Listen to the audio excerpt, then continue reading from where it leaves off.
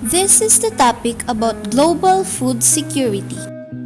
Food is the first basic human needs and fundamental right of every human being, having constitutional guarantee in almost all countries. That's why the UNO recognized the right to food in the Declaration of Human Rights in 1948, vital for the enjoyment of all other rights. Food security is often defined in terms of food availability, food access, and food utilization. This exists when all people have physical and economic access to sufficient, safe, and nutritious food that meets their dietary needs for an active and healthy life. 4 pillars of food security. And food availability refers to the physical existence of food. On national levels, food availability is the combination of domestic food production, commercial food, import and export, food aid, and domestic food stocks. Number 2, access to food.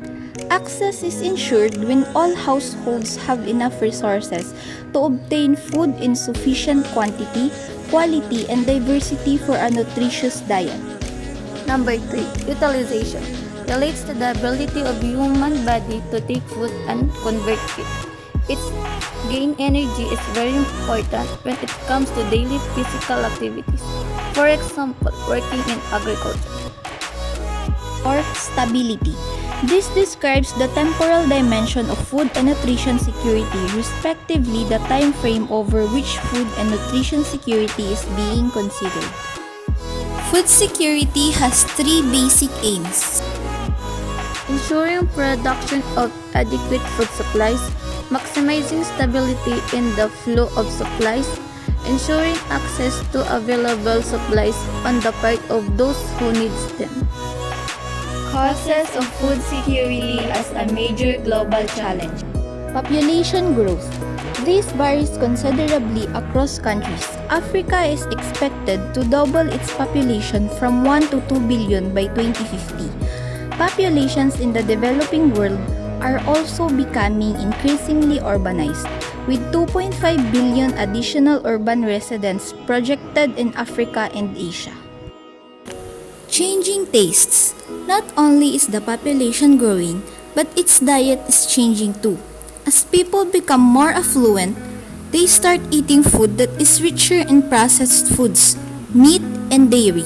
But to produce more meat means growing more grains. Climate change. Currently, 40% of the world's landmass is arid, and rising temperatures will turn yet more of it into desert. At current rates, the amount of food we're growing today will feed only half of the population by 2050. Number 4, water scarcity. This is another independent arises 28% of agriculture lies in the water-stretched region. It takes roughly 1,500 liters of water to produce a kilogram of wheat and about 16,000 liters to produce a kilogram of beef. In 2050, we'll need twice as much water. Troubled farmers. In developed countries, less than 2% of people grow crops or breed animals for food. Fewer and fewer people are choosing farming as an occupation. Meanwhile, food prices are rising. Unable lands continues to be lost to sprawl and soil is being degraded by overfarming. Food security global responses. Renewed commitment at global and state level to reduce poverty by dedicating sufficient resources for job creation, skill formation, social safety nets, and ensuring good governance. All countries to allocate more resources for agricultural research and development and to share the findings of research at institutional and private level. Global collaboration to carry out healthcare reform to improve absorption and nutrition. Putting in place an efficient and reliable forecasting and early warning system for food grains production and stock position. Early agreement of global warming, environmental sustainability, and climate change. Creation of regional buffer stocks for timely response to emergent threats of food shortages. devising fair rules of the game of international trade for equitable share in the increasing in global trade and development. Universal policy framework for corporate farming to restrain land grabbing. Ban on cultivating of crops for biofuel on lands already used for food production.